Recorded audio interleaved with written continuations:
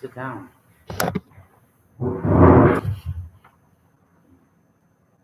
Good morning, good afternoon, good evening, Iowa soccer supporters.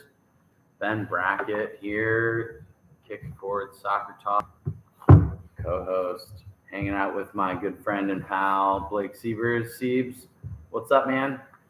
I mean, a couple different things tonight, right? First game of the week in the spring season.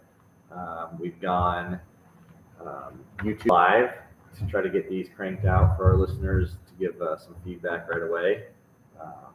We already have one person popping in. I don't know if it's us, but that might just be us. It might be, but no, it was I'm good. It's good to be back in the studio. We have a long time guest that has not been around for a while, the Titan Tactician. So if you want to check it out, do it on our YouTube page and watch, see where we're at and what we're doing. Great. So since we've scripted this, it's my turn to talk now. And I would just say that we're really happy to have the Titan Tactician here. We took in a great game this evening in I was going to say beautiful weather circumstance, but it was certainly not that. The weatherman was on hand with an excellent weather report, probably one of his best, because he looked so good. If you saw him on the weather report, he was pretty buttoned up, and if you see him right now, he's loosened that top button a little bit. He's relaxed, and he's here to talk about the Des Moines Christian girls, the Lions, the Lionesses, against the North High Polar Bears. And I was just trying to think what the female polar bear would be called in this situation. So we'll just go Lions against Polar Bears. We were questioning this as who's got the biggest roar. Do you know? Well, from the sounds of it, it was the Lions tonight. They definitely brought the crowd. Crowd in the noise via their roar. And the Titan Tactician was there to take it all in. Other than the weather, what did you observe? So a couple things. So obviously Des Moines Christian won the game, but I prefer to start with the North team. They were awesome. We love the North team, right? It's kind of our home ground, so to speak, only because we've got the Berlin mini pitch over there, right? I mean, we don't really, we don't take claim to any property at North or anything like that, but it's kind of a big deal to be over by North because the first mini pitch is over there at Berlin. Well, to interrupt you, Matt, or Titan, I was looking through some stuff yesterday or today. Do you remember all those cool pink T-shirts we got those girls at North a long time ago now? 100%. Talk a little, I mean, there's some history. You guys both should kind of go into that briefly, just about how cool that program is and some of the things Lisa is doing over there. Yeah, 100%. So from the time Kara Hamlin was there several years ago, and then Lisa took over. But in amongst that transition, or while they were both there, we were able to support that North girls soccer team. I think we ended up raising money to purchase $6,000 or $7,000 of equipment for them. And then we've always just done different things to try and support them. We love that program. Ben, you go out there and you train every once in a while with the team. This is true, yeah. During the sort of the free period, I've trained with them before the season, past 2 or 3 years now. That's a good question, actually, as to whether it's 2 or 3. But I did this most recent year, and it was super fun. And watching them tonight compete was very enjoyable. I'm sure they would raise their hands on this. They're not the best team, but they love to compete. They're very competitive, and they are together as a group. I think Lisa has done an amazing job of that, just bringing this group of young ladies together. Yeah. So let's talk about the goalkeeper, right? Here's the deal. Everybody, I think most people understood who was going to prevail in that game. And, even North knew it was going to be a very, very difficult game for them to have success to win. But, that goalkeeper, I thought, was outstanding. Think about the mentality going into that game for a goalkeeper, knowing that you're just going to face shot after shot after shot and never giving up. And I think it's a really, really important quality to recognize in a player and then even a team who goes out and does their best for for as long as they can. Obviously, it went to 10-0 and they lost the game. Her name is Jeanette De La Cruz. Okay, sorry. It's the first time I'd seen her tonight. I didn't know what her name was. I thought her performance was really, really good considering the circumstances. So I was impressed with that. The other I'd love to see her stats on saves. Like she probably had, double-digit saves for sure. She was strong. Yeah, without them, the game might have been over a lot quicker. Without her, the game might have been over a lot quicker. Put it that way. So anyway, I think she deserves, obviously, recognition. I thought their center back, I think it was number 10, did a nice job. Obviously, the players we're going to recognize tonight are players that would have been around the ball. The ball, at the end of the day, was played in North's defensive third and Des Moines Christian's attacking third. So, but I thought she was a good player. I think I've got her right. She would have taken some free kicks at the back and stuff like that. I thought she did a good job. I can tell you who that person was. That's Okay. Klaas. I couldn't tell you her last name offhand, but she's quite the character, strong, probably one of the captains of the team. Okay. Nice. What's the last name there, Steve? Can you see it? Yeah, Usman. Yeah, Klaas Usman. Her older sister has been a part of the group for a long time as well. So she's like kind of like one of those that may not have happened if it hadn't existed 3, 4, 5 years ago. So super cool. And then I think just the rest of the team too. It was one of those deals they just had to kind of bunker in and play defense. Quite honestly, it was just kind of survival. There's nothing against the team. They were playing a superior team tonight. But those girls ran and tackled hard. I think there was one, we know Isabel Garcia on Des Moines Christian. There was one tackle in, I don't know, probably 20 minutes into the game or so where the North player, is it number 22? Maybe 22? She goes into a tackle and absolutely crunches Isabel. And, credit to her. They're still fighting. Yeah, it was a foul, but they're still fighting even down 4-0 early in the game. So that's what you like to see. At the end of the day, I think that's what I like about the high school season and the high school programs. Anyway, anyone can come out and play.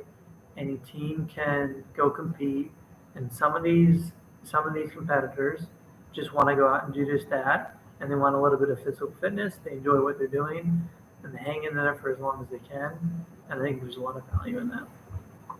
I would just kind of echo that a little bit. So at halftime, it was pretty cool. So it was 4-0 at halftime. Like we talked, Des Moines Christian definitely had to run the play. However, it was the most positive. So we were sitting right behind the Lincoln bench, which it was kind of interesting. The Lincoln girls, what did I say? You said Lincoln. Oh, shoot, I'm sorry, Lisa. So the North girls were on one side and Des Moines Christian was on the other. That was different, kind of interesting. But anyways, we're there behind the North girls, and after halftime, we're like trying to figure out, it's always right, and who do we talk to first? What coaches are we going to approach? How do we figure this out? And it was the most positive, energetic group I think we've ever seen, which is super cool because so many of these games, high school club, everybody's so competitive and so intense. And like these girls were down 4-0, but over the moon, super positive, loving life. Ultimately, it started from the top because Lisa was, she's like, hey, we've struggled against this team in the past. We just played a game yesterday and lost in penalties. We're turning around 24 hours, less than 24 hours. And like, it was awesome. I just thought that was a pretty cool experience and something that definitely caught my eye. Those are all great shout Steves. And so I got a chance to train these young ladies for just like a quick session or two here earlier this spring, and they are a really strong and together group.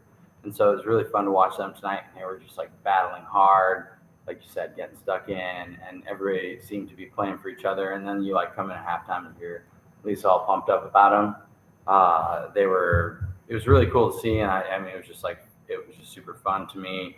I think we also cannot really go without saying that like the Des Moines Christian squad is strong, right? So there are a few girls on that team that we should shout out as well. Obviously, they scored a few goals, but I think that there were some standouts. So I don't know. You guys can chime in here and tell me I'm wrong. But for Des Moines Christian, they had the number 15 in the middle of the park. It was the captain, center midfielder. She had the old pink armband on, and she was like just hustling from end to end and keeping things in the middle of the park going. Scored what's his name? I just can't see the name from here. My eyes are so bad. Sammy Webster, is that right? So scored. I think it was the third goal. Great little header off of a corner kick. Then you had Isabel Garcia, who was just sort of like running rampant down the left side. Had a couple assists here or there. Some good goals in the second half. Really enjoyed just sort of seeing her play comfortably and well. And then you had like the number 10, the big blonde girl up top. I mean, she was like looked like 6 feet tall to me. she Olivia Lombardi. That's what I can see. And she was just like very commanding, holding the ball up, keeping things going. Did you guys notice anybody else that stood out to you? Well, I mean, we should get into it here shortly, but Gianna Bennett was playing in the first half. He's right in front of us as a wide. Oh, that's on my notes. Number Sorry. 20. No, I just was like going through. I was like, oh, okay. So number 20. That literally is in my notes. They're there if you want to see them.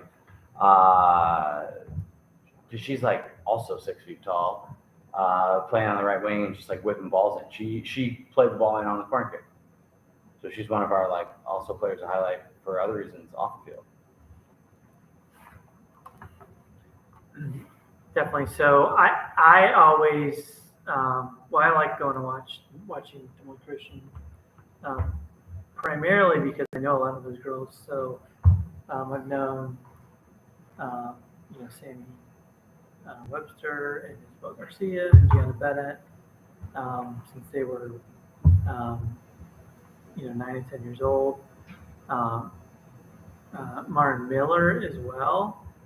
Haven't seen her since she's been about 11 or 12, but it was awesome to see her on the field of goal. So it's a lot of fun, I think. I mean, I used to coach those girls when they were 10 and 11, so to see them 5 or 6 years on and doing pretty awesome, playing the game that they still love was a lot of fun. So I thought, obviously, Sammy's always good on the ball. She's good with it back to goal. She's got the ability to kind of turn and shoot and make things happen. Isabel played. She's good up and down the wing, and then she can play in the center. I thought she did well tonight too. And then, kind of like you guys mentioned, Gianna did a great job whipping balls in there, and obviously had a couple assists off the crosses or corner kicks. So something that's interesting about this game is that just I believe it was just yesterday. Is that right, Blake?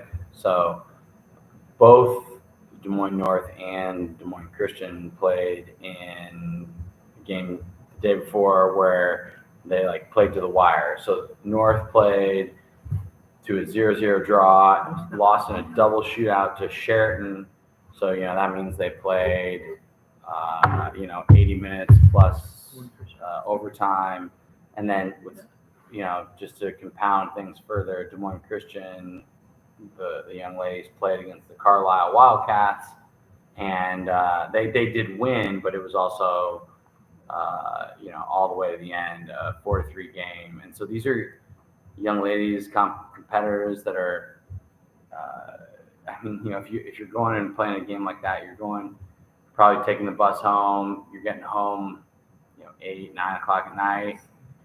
You're doing your homework. You're getting up the next day. You're doing the business again, and these girls are back at it. And so it's just a testament to them. It's a testament to the coaches. But then at the same time, it's just a question that we can just throw at the High School Soccer Association, the High School Athletic Association. Certainly, I wouldn't say that kids can't play 2 games in 3 or 4 days, but like playing back to back like that when you've got all your academics and stuff, it's just really tough. And especially, playing 9, I don't know. play 90 minutes, 80 minutes. Usually you just play a little bit. It's a lot of work 'cause then you're taking the bus. I don't know. Any thoughts, boys? Or am I just like that? I'm going to talk. This is Matt's favorite thing. Matt likes to let me just talk, and then usually he checks out. He doesn't have a book to show that he's checked out. Okay, Blake. I'll help thanks, everybody Blake. out here. Appreciate it. Yeah, I mean, you got to remember, like high school kids, it can be challenging. 3 games in 4 days, but I mean, to be 16, 17 again, not always as difficult as maybe one may think. But if you want to play at a high level, we'll see. Yeah, it's an interesting Back-to-back concept. stuff, though.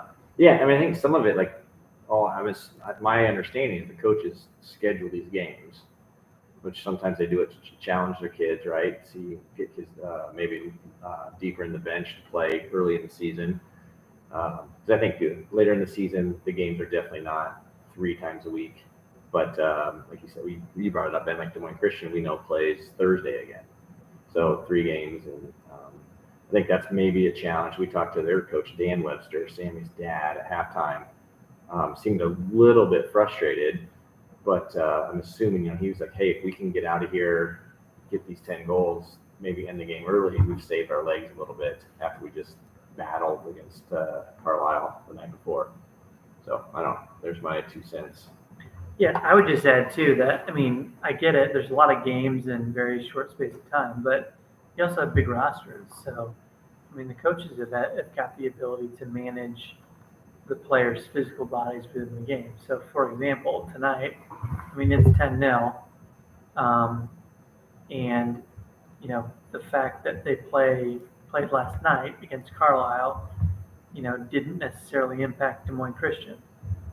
It may have impacted North more so because they played as well. So you've got different challenges, I think, within different teams in terms of how that workload affects your body to sort of, be able to compete. But ultimately, it's up to the coaches, right? They're the ones who see the schedule, and they're the ones who have to manage players' bodies within the game or help them do so. Question about that. No doubt also that this was one of our favorite first games of the year because the weather was beautiful. This is one of the first times we've gotten to just go out and sit in the rain for the first time on our game of the week. So that was a thing, and you know what? We showed our commitment, and we're ready to come back next week, which is not true because we're going to be traveling for some very fun and exciting work things. But we will be following the game, tweeting updates, and then that following week, Blake, I know you're on this. Who are we watching on the week of Earth Day? You had it pulled up and you pulled it away. We are really excited to go watch. Next week. That's the rivalry week. Is that quick? I can't read. No, so we've got the Waukee girls. Our buddy James Brook. Over there, the head coach, first-year head coach James Brook, against East. So we'll be there. One thing we should not forget, which is again kind of a cool thing about high school soccer. So this is our big plug. If you haven't listened to anything we've said, listen to this. Gianna Bennett. So we talked to her. We posted it. We'll keep posting these stories. So she is the kicker for the Des Moines Christian football team. So she did it last year. She's doing it again. She's a sophomore, I believe, this year. But she is raising money for Every Kick Counts. So she talks a little bit about that, her fundraising efforts. So we would love for all the listeners to jump on that. We'll post the link in our maybe we'll post the link in this story here or the description where you guys can go on. For those that don't know, just a real quick, it's basically an initiative for pregnant mothers to count the number of times a child kicks or moves in order to ensure a healthy baby. So pretty cool initiative she's doing, raising money for. And again, you want to talk about bigger things than high school soccer or club soccer, like that's a pretty cool piece. Yeah.